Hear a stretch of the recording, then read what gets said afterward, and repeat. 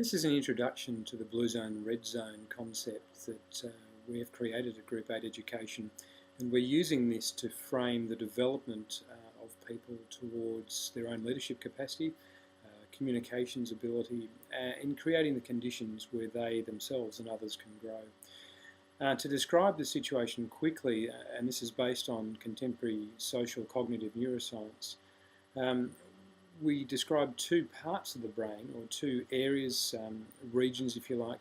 And the first of those that I'm going to mention is to do with the red zone. And the red zone is really based on the old limbic system, some people call it the reptilian system, parts of the brain that include the amygdala. If you've read Daniel Goleman, you'll be aware of his reference to the amygdala hijack. And the amygdala seem to be fairly central in the activation of the red zone.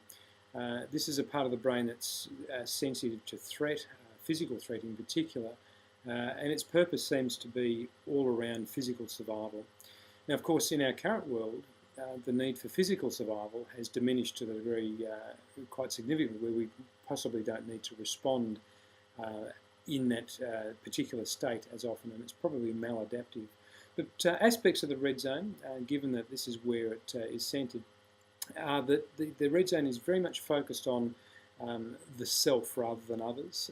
You might think for a moment the last time you were in a queue, perhaps say on a Friday night waiting for food, you would have been perhaps tired and hungry and not necessarily in a very socially oriented brain state.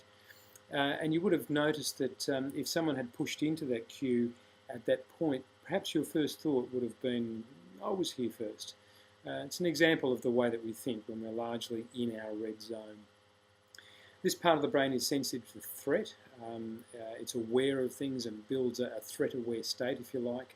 The red zone engages the fight or flight response in particular, preparing us to either flee or to stand and fight a situation. There's a whole raft of biological responses driven by this red zone.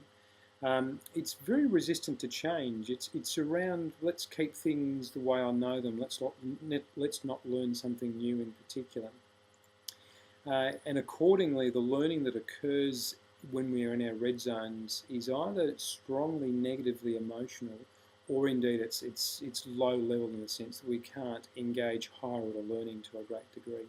It's very fast. You'll know that if you step out in front of a bus, you'll step back. You'll have a massive threat-based response, with adrenaline and pumping heart.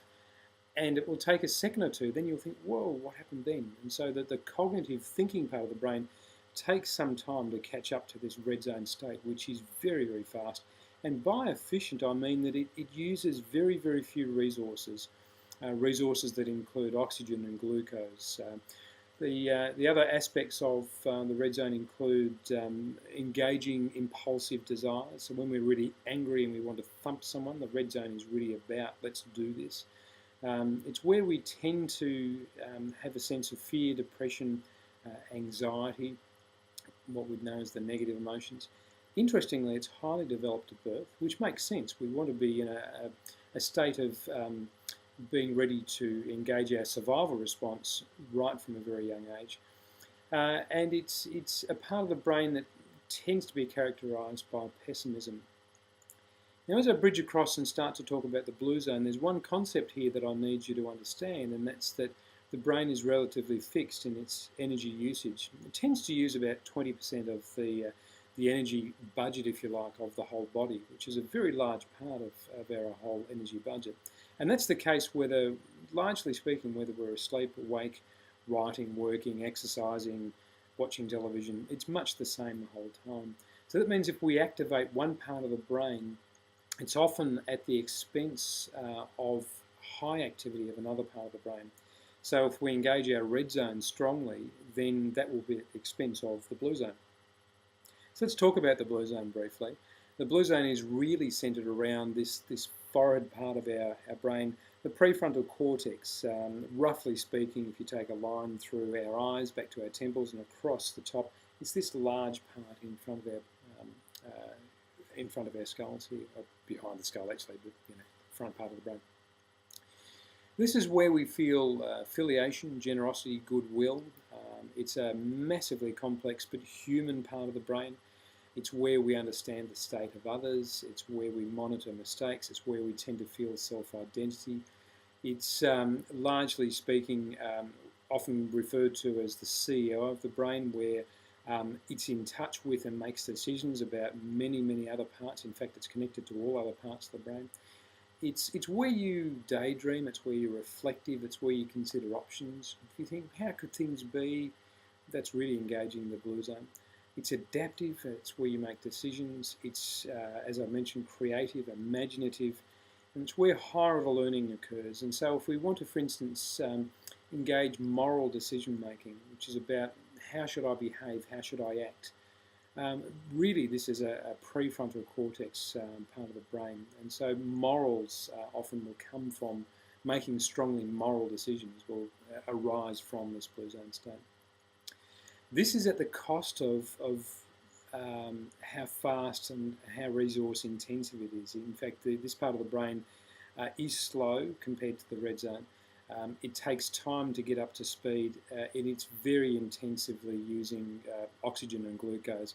If you think about the last time you really had to concentrate hard, an exam perhaps, listening to someone who's speaking, we tend to be able to concentrate well for 40, 50, 60 minutes at max before we really start to exhaust the reserve of oxygen and glucose that's easily available to this part of the brain. That's where we manage impulsive desires.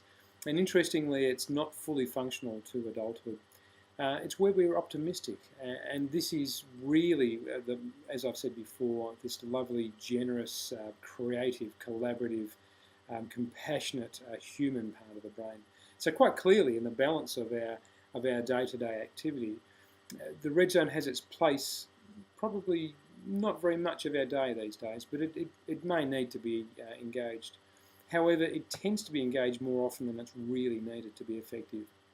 The most effective people that we know, if you think about the most influential people that you know, these are people who are really in their blue brain. They're using their prefrontal cortexes and have developed their blue zone to a high degree of capacity. So in the work that we describe, we encourage people to be aware of their blue zone and their red zone. We specifically bring attention to how we can create blue zone states in others, and really about ramping up the blue zone in particular while managing down the intrusion of the red zone. For more information about this, you can certainly go to our website, www.gr8education.com. But look to further blog posts around this as I develop this theme of red zone, blue zone. Thank you for your time.